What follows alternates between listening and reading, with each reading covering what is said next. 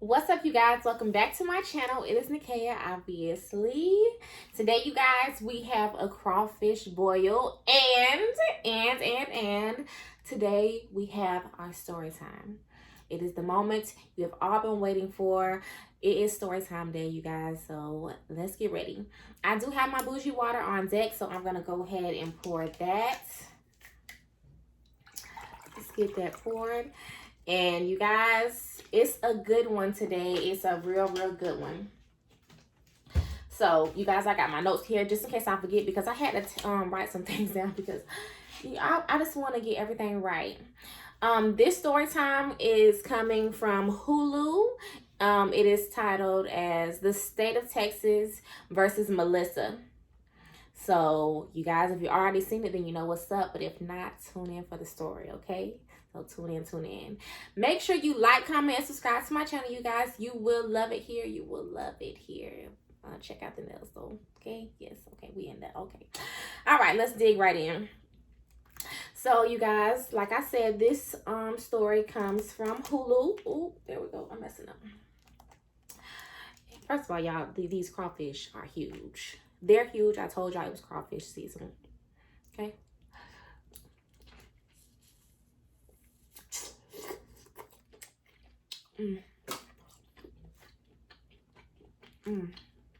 Okay, I'm gonna get started.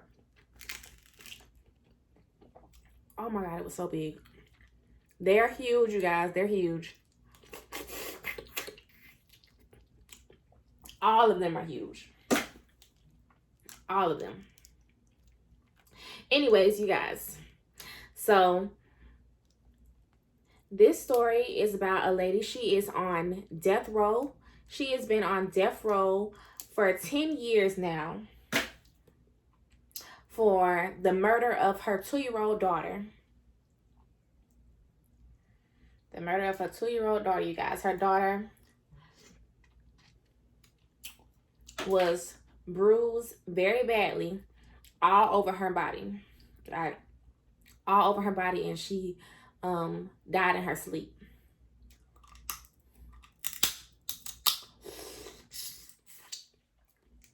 So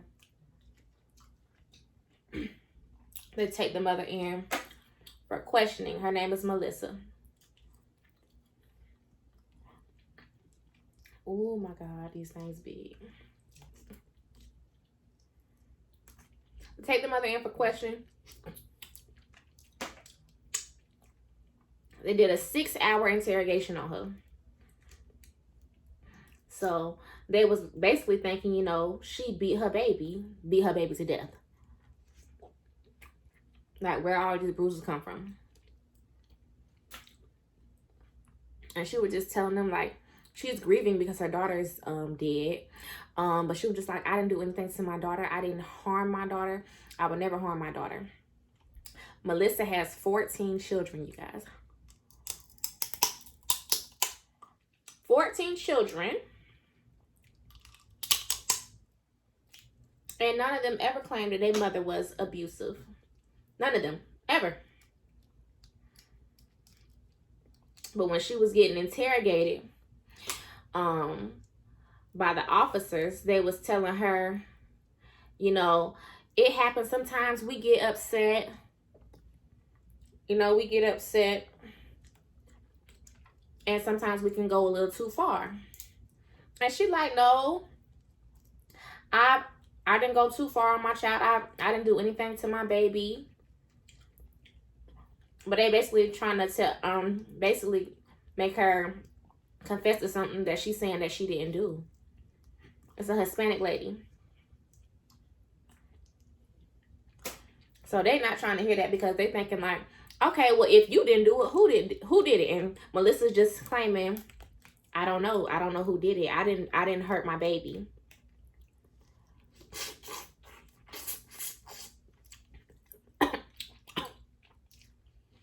She said she didn't hurt her baby, y'all.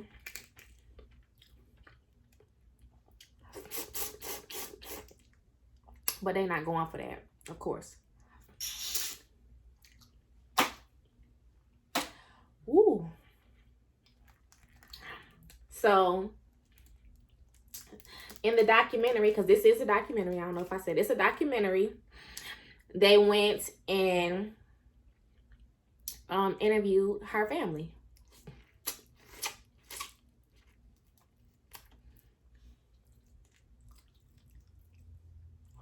Interviewed her mother, and of course they like did like a backtracking on Melissa's growing up, how she grew up. And her mother would say, you know, she was very reserved. She was quiet.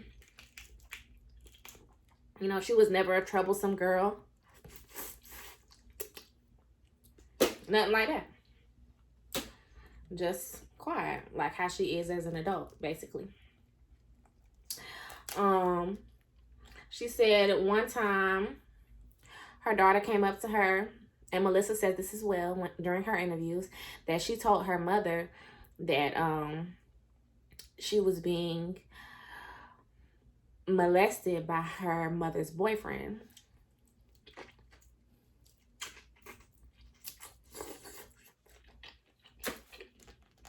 And when she told the mom was like, don't say that. Like, why would you say that? Don't say that. That's not true. And Melissa was trying to tell her. She was like, yes, Mom, it is. He touched me. And the mother was just saying during her interview that she didn't believe her child. Because, you know, she was just a child. But where would a child get something like that from, if you ask me? Melissa says her abuse started at age 7. She say her mom wouldn't believe her. And after that, other family members started molesting her. And there was nothing she could do about it.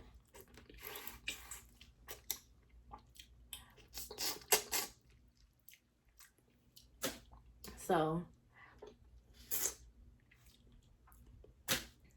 when it came to the point when they was asking her about, you know, Melissa's baby girl, her name was Mariah, the one that's dead now. She was like, I don't know if Melissa did it. I don't think she did it. She's not capable of that type of stuff. You know, she loves all her children. She has so many children. She loves all of her children. And she was like, but if the court says that she did it, then maybe she did it. Ooh, when she said that, I was furious. But okay, I'm trying not to judge during this story time, okay? But all of her other children, Melissa's brothers and sisters, they was like, Mom, she didn't do that. She would never hurt her child.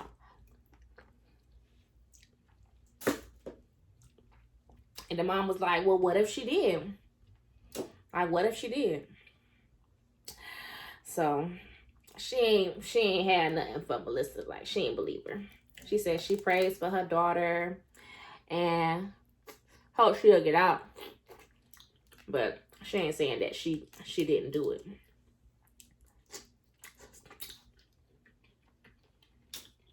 So other family members were being interviewed.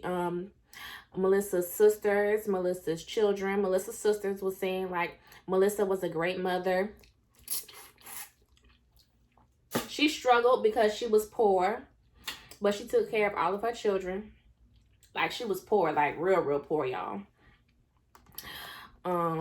But she, you know, she had her 14 kids and she had to take care of them. And that's what she was doing her best to do. She had a drug addiction. But she never left her kids. Her kids even said that.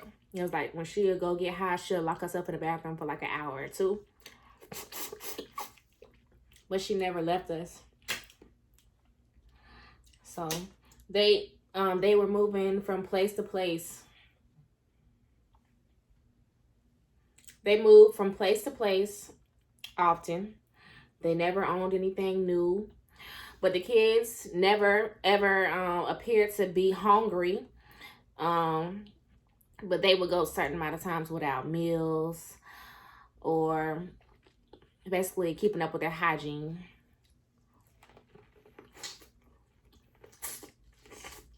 Mm.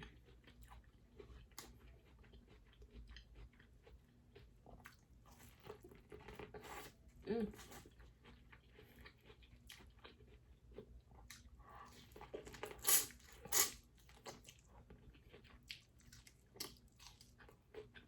Mm. This corn's so good, y'all.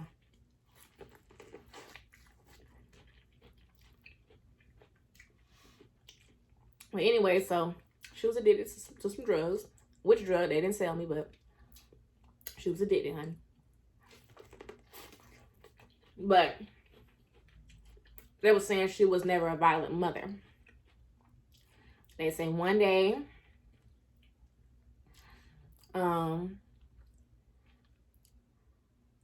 Melissa's baby, the one that's dead, Mariah, she fell down a flight of stairs.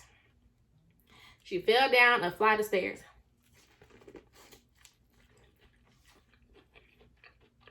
Like a big flight of stairs. Like from the first to the second floor. Why is my phone vibrating?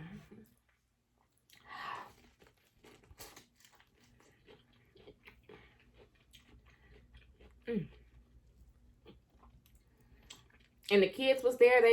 They witnessed the baby fall down the steps, but they said she ain't had no bruises on her. You know, she was all right. She cried, but there was like no like real bruises on her. Mm.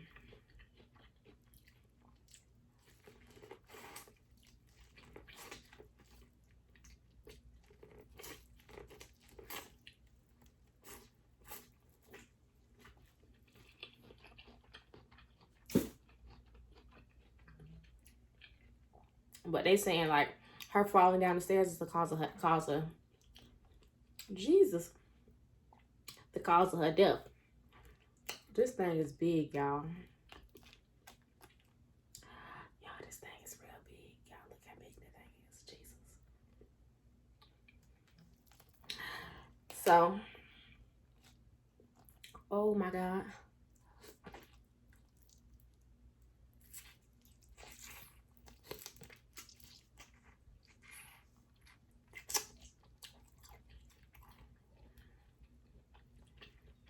I thought I had the whole thing, y'all. I didn't.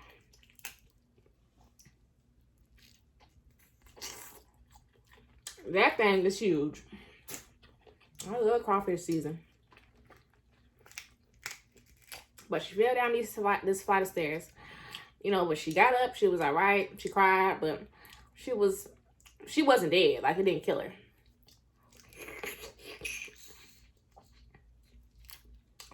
And she had like a little bruise on her arm, I think, after that. Probably her arms and legs.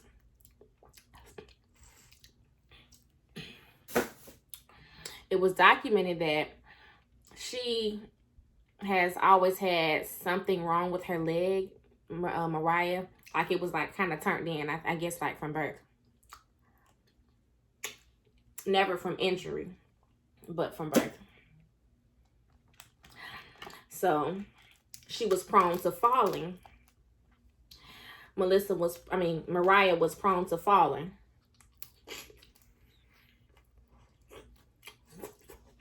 So that's how that went. So they was interviewing the son, and he was saying he was with Mariah up in the bedroom the night that she passed. And they had just moved. They just moved from the house where she fell down the stairs. Like, I'm gonna say maybe like a week or something, or sometime afterwards, weeks afterwards. They had moved into this new place, and the mom was cleaning up the place, And he was telling his little sister Mariah, like, you know, you're tired, because I guess she was being like fussy. Excuse me. Woo. She was being fussy, so he let her lay down up in the bedroom with all the other kids, with all the younger kids. And, you know, she went to sleep, but never woke up. And the mama was cleaning up the house, and oh my God. And that's the day her daughter died. But it was not after any type of incident. The daughter was she just went to sleep and never woke up. But she was covered in bruises when they did the autopsy. Once she died, it was like all these other bruises appeared on her. Like she had been beaten to death.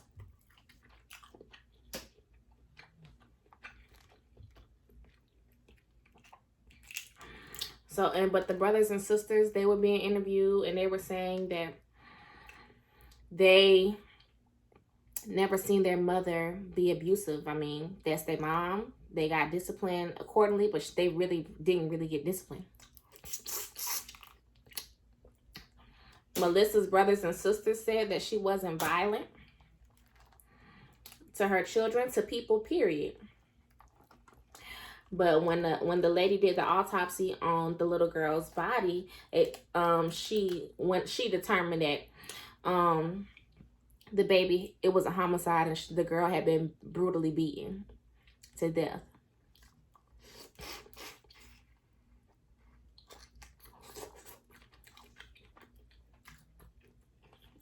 So when they was interrogating her, and they finally got her in the courtroom, I know she got assigned a district attorney.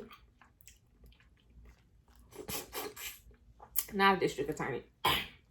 A defense attorney. And the DA told them to offer her 30 years.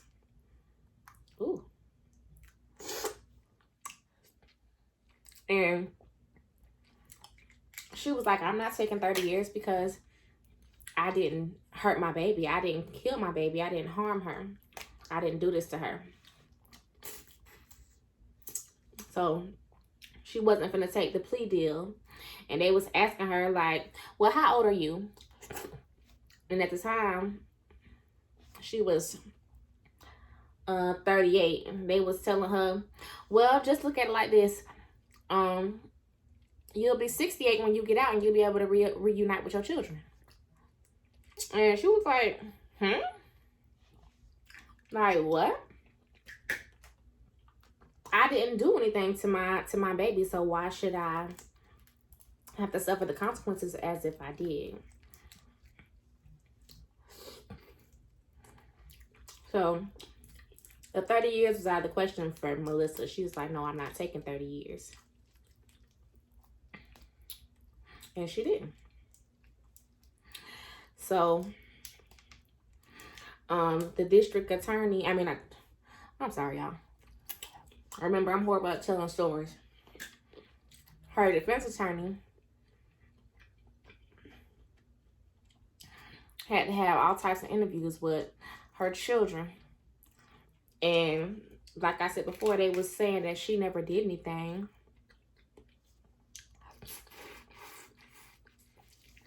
She never did anything. She had her small drug problem, but she was never violent to her children. She never harmed her children. And they was telling him, you know, I miss my mom, I miss my dad. I haven't seen them. I know I'm here because of Mariah's death, but I miss my mom. I don't feel safe around you guys. I feel safe around my parents.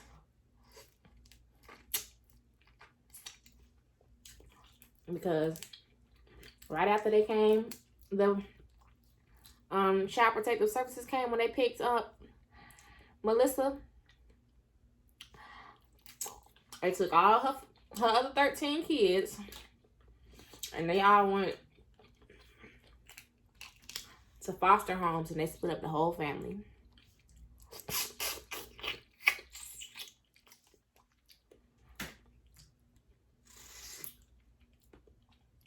Woo! Y'all, this is good. They split up the whole family. So they was interviewing still, and one of the daughters, she was the oldest daughter, she was having her little interview, and she was saying that, you know, she loves her mom, she misses her so much. She now has 9 kids of her own. Excuse me. The oldest daughter now has 9 kids of her own. You know, and she helps her mama a lot. She was like a second mom because she was the oldest girl. Oldest period. She was the oldest child. And she always helped. But she said her mom is innocent.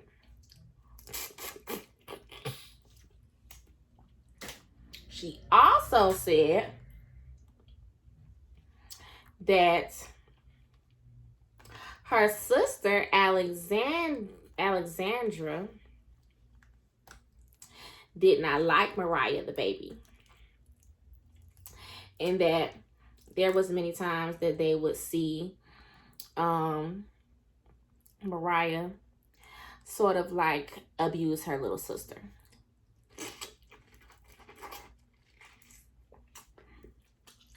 Claiming she didn't like her baby sister because she came from a different father. So she felt like that wasn't her little sister. So she would hit her and sort of like hurt her. So that's what she told the defense attorney.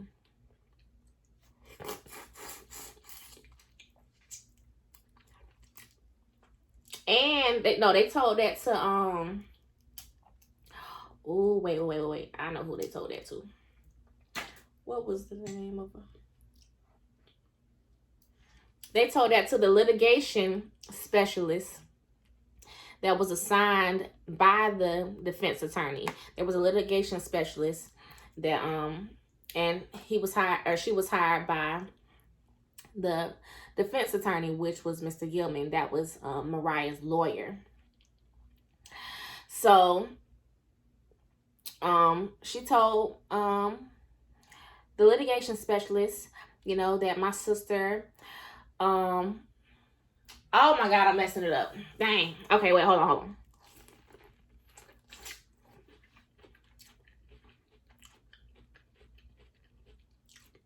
Alexandra. First, the sister told up on her sister. But when they interviewed the sister, which is Alexandra, she confessed and said that she was the cause of Mariah falling down the steps. Alexandra pushed the girl down them steps, okay? And this was all documented, okay, honey? Had a confession that she pushed her sister down the steps.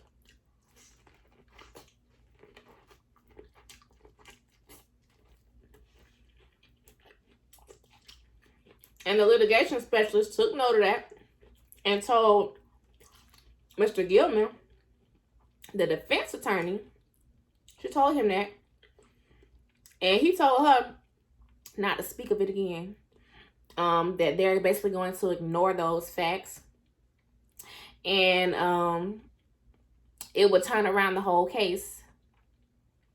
And it would likely be flipped upon the daughter instead of the mother. Oh.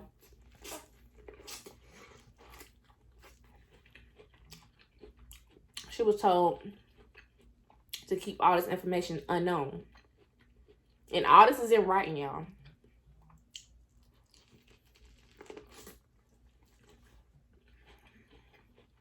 It's in writing saying that Mr. Gilman advised me to keep this information unknown. That is in writing.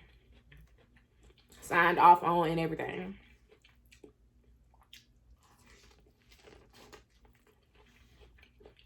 So They left it like that. They didn't say anything about the daughter pushing her little sister Mariah down the steps. But her sister is not dead now.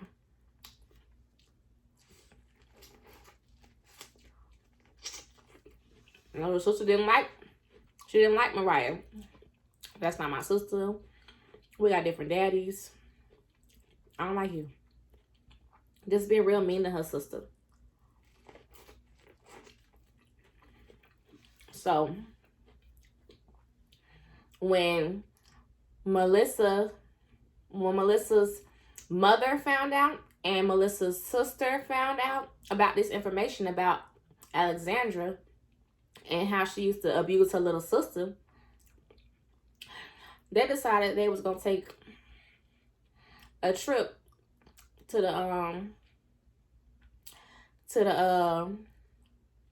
prison, because this is well after she had been sentenced already. And it was like, sis, like, you don't have to answer us, you know, just give us a nod or whatever. But were you aware that Alexandra was abusing Mariah? And the mother, Melissa, she just looked at her mom and her sister and held her head down and just started crying. Like, crying real, real bad.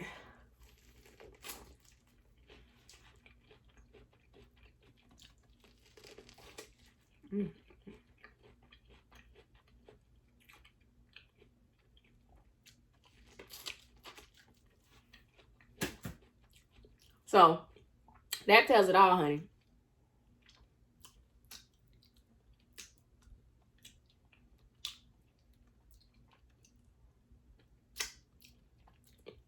Mama knew that her daughter was beating her other daughter. So, during the little interview with Melissa,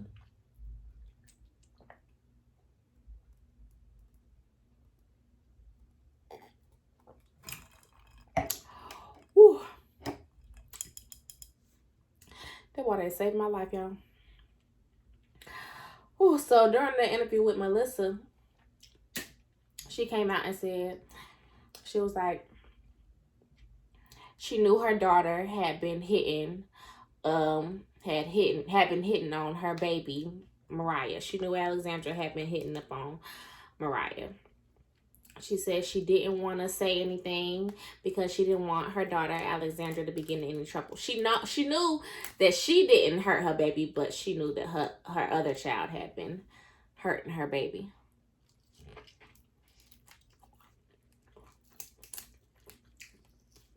So she was trying to protect her baby.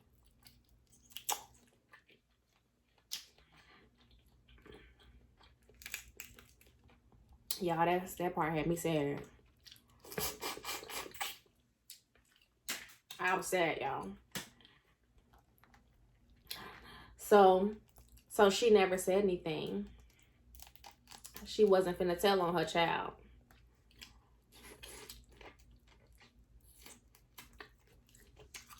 And her attorney didn't care about it anyways, because he felt like, let's just put it all on mama anyways. Even though he knew about the information. Could have saved her.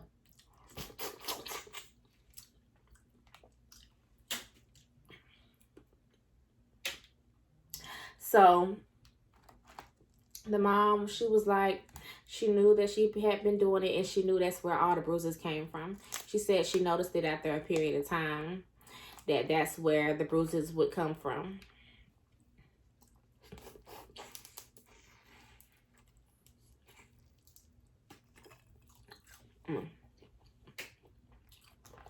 But she didn't want to rat on her baby. What was he even say?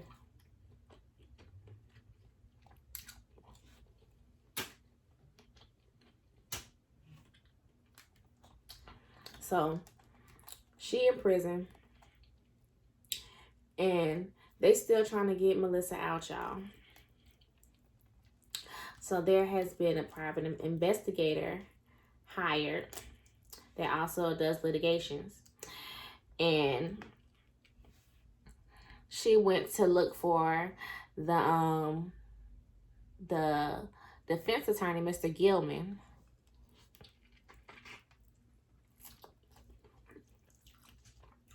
And she found him. Turns out he had been hired on at the DA's office. And making more money than the people that's been working there. Like he had a plot to get there after that. So, and this was right after her trial. Right after he dealt with her, he was hired on at the district attorney's office.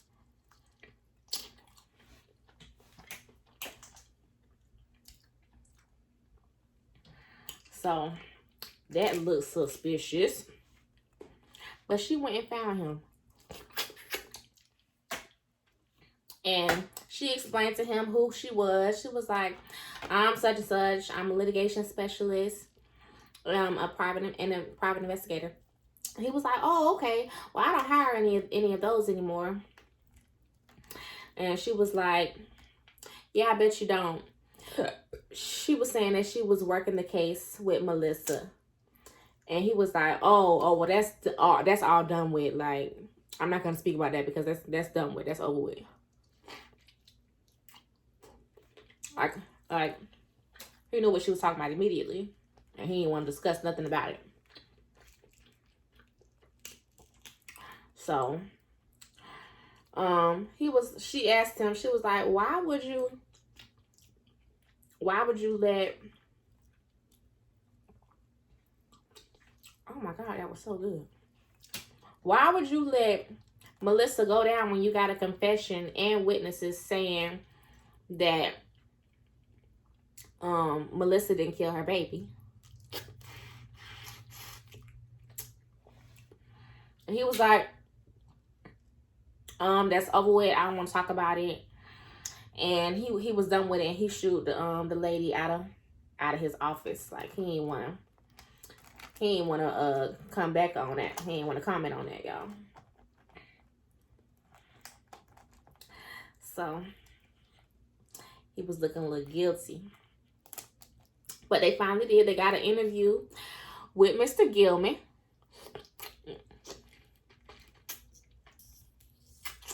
It went so bad, y'all. Okay. So, Mr. Gilman said when he was trying to speak to Miss Melissa,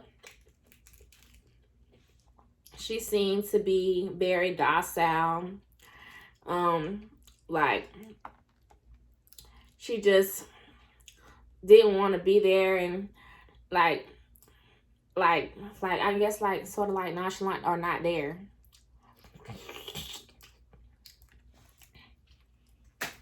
So he said that she was very hard to work with.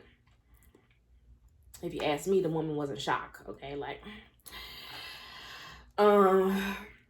so that's that. And then you telling her, yeah, so I'm gonna try to get you 30 years. What?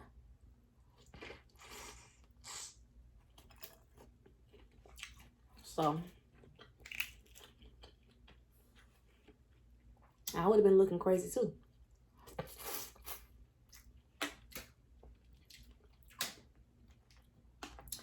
But he was talking about when he met her and how she was acting. He felt that she was a very bad mother. She was not a good mother. He was like, did she kill her daughter?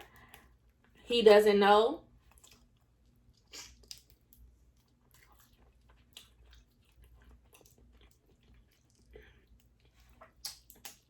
Ooh. But hold on. Turn the page on this one. He said he interviewed the older kids only. He didn't want to interview the younger kids because he felt like they would upset the jury. So he ain't even attempt to put any of the children on the stand. Not the older ones, nor the younger ones. He felt like it would upset the jury. He said he felt like the kids had no discipline and that they would run around the courtroom like, oh my God, this is great type thing. But when you look at it, that's not how it seemed the kids would be acting. Mind you, they're children. Mind you, they're children. So, there's that. But she said that he just don't think that the kids would have been good to help out her case. She didn't have anybody come up there to speak for her. No one. Not her children, not her parents, not her sister, none of her neighbors. Nobody was there to speak for her. Nobody came. It was just her against them lawyers, and she lost. So, the person interviewing Mr. Gilman, he was like, they was like, did you know about the information about the children saying that she was pushed down the steps by Alexandra? And he just started stuttering real bad. He started stuttering real bad, y'all. He was just like, excuse me. That sounds right. I don't know. Not really. I don't have my notes, but that sounds right. I don't know. Probably not. That's literally what he said. Literally. So I'm like, yeah, that sounds right, but no, I don't know. Huh? Or you know, you don't know.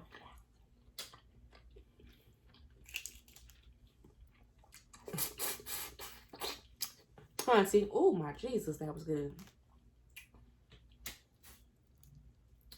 I have to eat that. So, he looking real criminal to me up in this interview. Real suspicious to me in this interview, honey. Real suspicious. So he was just in denial. He was like, I don't know if we was, he was like, he didn't want to ruin a teenager's life. He said, that the teenager wasn't his client no way. So he wasn't going to ruin a kid's life, so he just put it all up on the mother, and he just neglected the fact that there was information written down about it, but you know, it is what it is. He said he don't know if that information would have saved her life or not. Move, boss. I got boss here, y'all.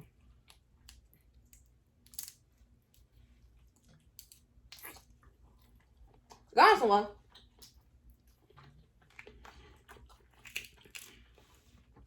And that was the end of his interview, child. And I hope he feels guilty.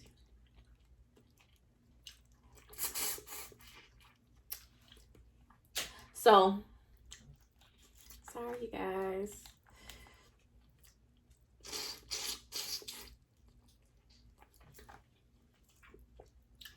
Oh my God, that was so good.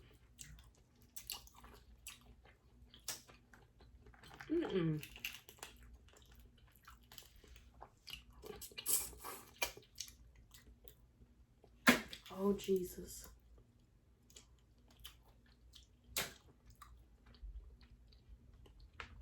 But anyways, that was the end of his interview. So,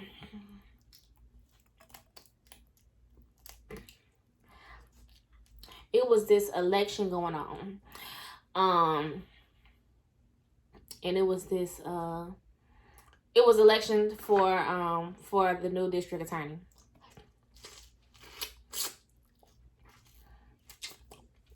And the previous one, he trying to be reelected. And he all about crime. Like, he's trying to make it seem like Texas is really hard down on crime. And he made sure that Melissa got convicted, because this was like a real big thing when Melissa's trial was going on. So he was trying to be hard down, making sure that she get convicted.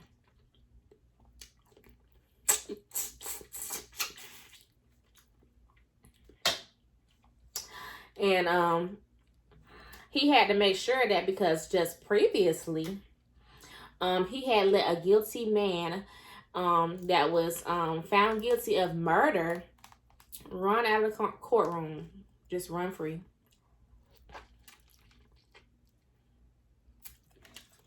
So he was trying to make things right with Melissa. Like, okay, like, we ain't letting everybody get off. We finna get Melissa. And Melissa was the first female Hispanic, I think just the first Hispanic, period, that had been on death row. Mind you, Melissa ain't never been in trouble ever. Melissa ain't never been in trouble ever. Ain't never done nothing wrong.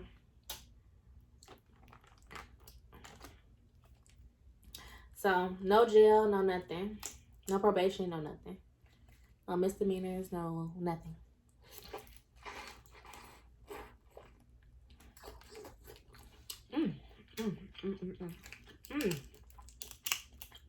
That crawfish so good.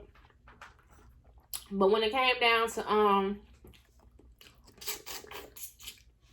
Melissa, he made sure he got her locked up, and she was convicted.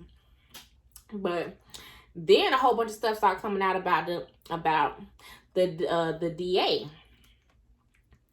He turned out to be crooked, y'all.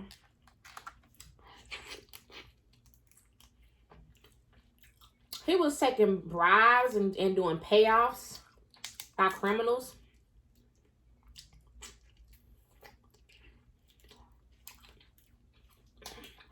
So, honey, he got sentenced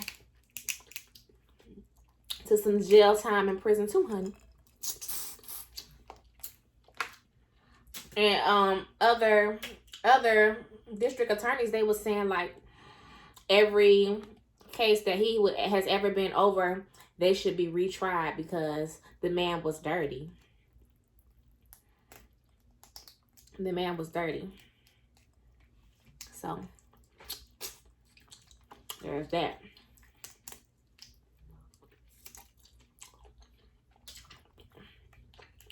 I forget his name, y'all. But the attorney was dirty.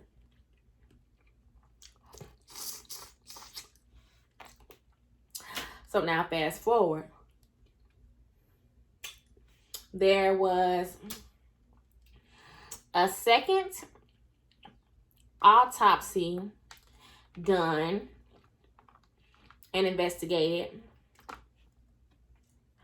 for Mariah. And it was by some sort of specialist, a forensic specialist. Excuse me. He was saying that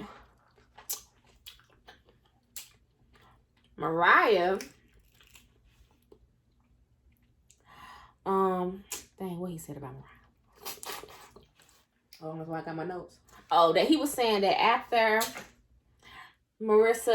after Mariah fell down the steps, she ain't had no bruises or nothing. Bruises didn't start to appear until a while after. Like I said, they had them moved to another place and all before anybody seen anything.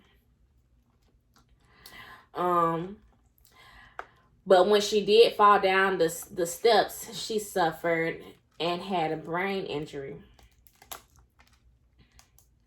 She had a brain injury. Y'all, my dog.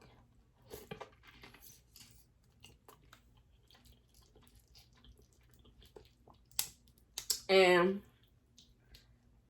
he was saying that after a certain amount of time, the brain starts to fall apart.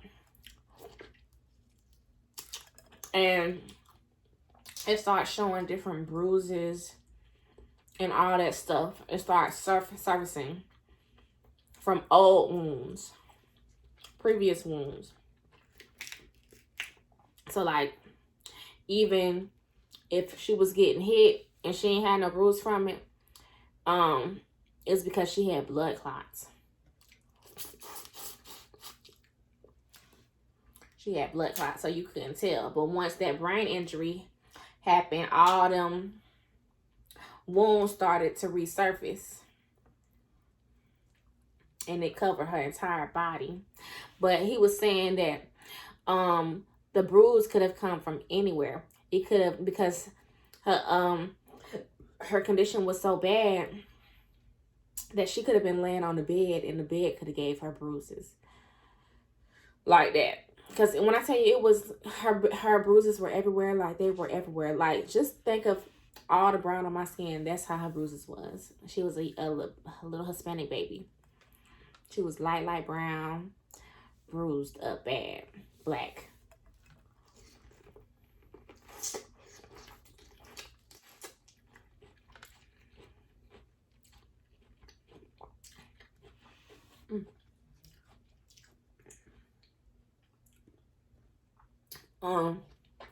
His conclusion was that the first autopsy was false. Like, this stuff didn't come from being beaten. None of these bruises came from being beaten.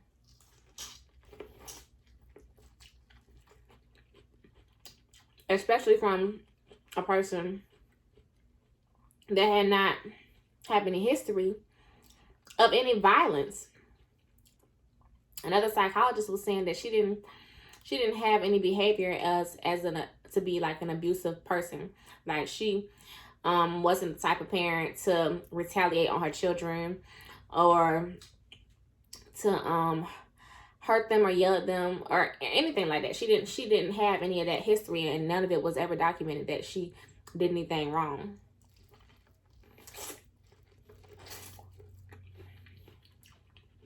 You know?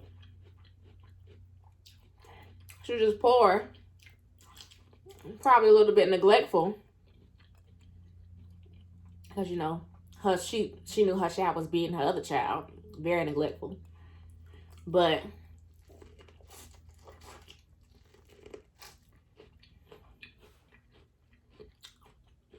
she wasn't hurting her children in any way. Not herself.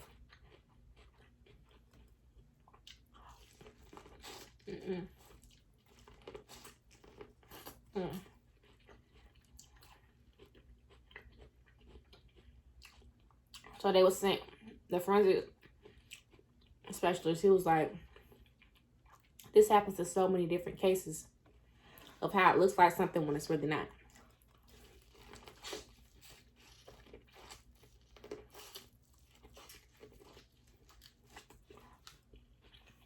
He said he felt that the woman that did the autopsy, she seen the baby that was, she said, Jesus. Let's do a comparison. Okay? Do another comparison. Okay? Okay? Comparison. Okay? The thing is huge. Okay? I'm going to say you for last because you huge, baby. But he was saying that the lady seen a baby that was badly bruised. It looked like she had been abused. Told the officers, and they sat there and made her plead guilty for something that she had not done.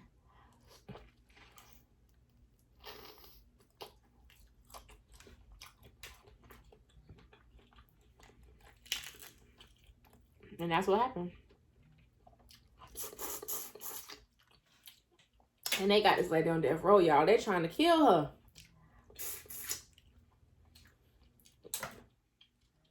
So, am I missing anything?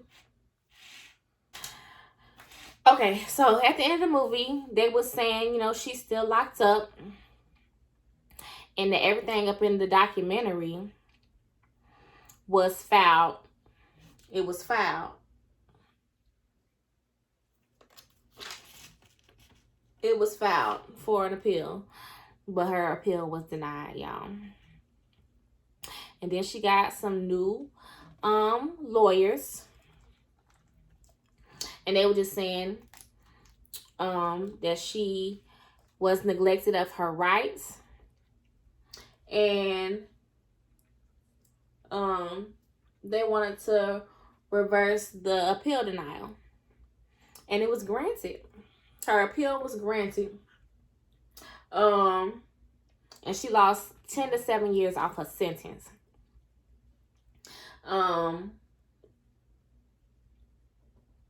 Right now, her case is in the Supreme Court, and if the Supreme Court doesn't see her or denies her as well, the state of Texas can set an execution date for her, and they will kill her. So I'm like, really, boss. I'm like really like praying for this lady, like hoping that she gets her justice, or a lesser, hoping she does get justice, and hoping that she does get a lesser sentence, because that is just so awful. I feel like that's like so awful. Like, she was trying to protect her child, and didn't tell on her, even though she was hurting her baby.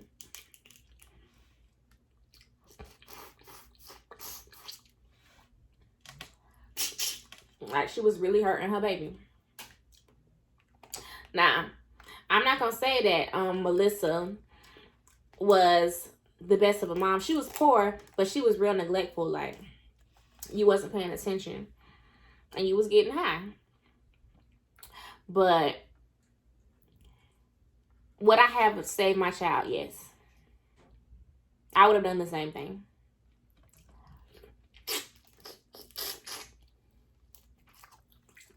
But I would say, don't try to kill the lady. Just charge her with neglect. Let her do some time. This is her first offense.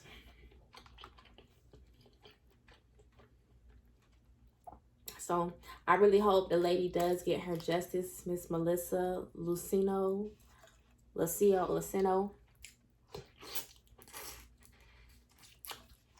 y'all, that just hurt me. Ooh, I've been recording for a long time, y'all. Hopefully y'all stay here to listen. I ain't gotta do some edits. Ooh.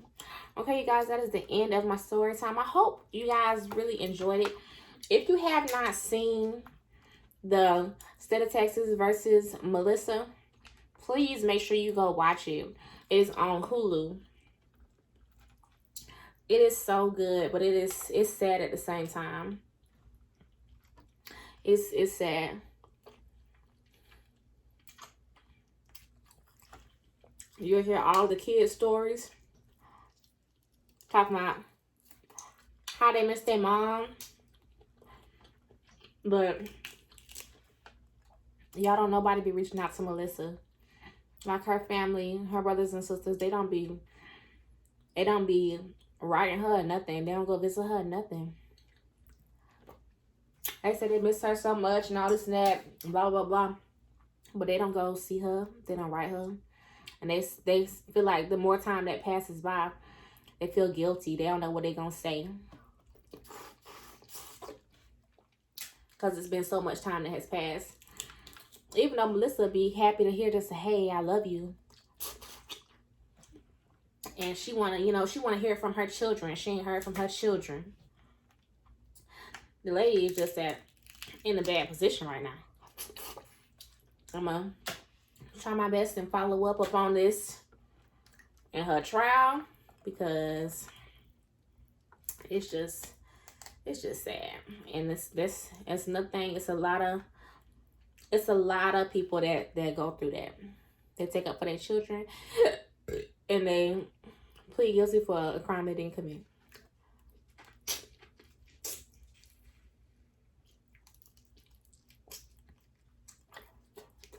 But that don't mean kill the lady.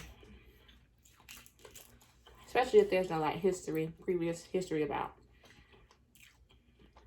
she has that type of behavior. So I really hope you guys enjoyed it. I'm gonna eat this last big crawfish, you guys. I ate all my crawfish. It is huge. I will let you guys see Larry the crawfish, Curtis the crawfish, whoever. Him is big. Okay, so let's crack him open. Jesus, y'all, he is big. Okay.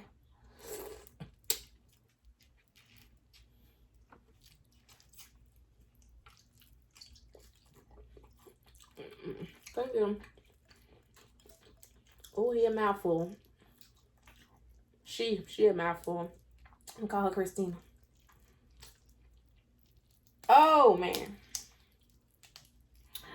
Whew.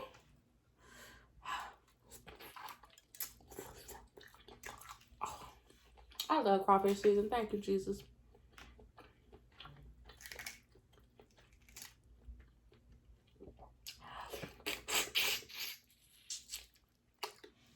Ooh. Y'all be done. And right at the end of my story. So, you guys, I hope you enjoyed my story time. Let me know if you want me to do more. I think I want to do like a creepy story time next. If not, you just let me know what type of story you want me to tell. I can go from funny to creepy to crime to drama, whatever. I'm gonna try to speed it up next time because this was like an hour, almost 2 hour movie. So that's probably why it took me so long to tell it. And really, I crammed it in. So I love you guys. I hope you enjoyed it. Let me know what you think. Give this video a thumbs up. Let me know how you feel in the comments, honey, down below. Let me know how you feel. If not, if you haven't watched it, make sure you get out there and you watch it on Hulu. Get somebody password, y'all. So I will see you guys on the next video. I love you so much, honey. Let me get a little swallow.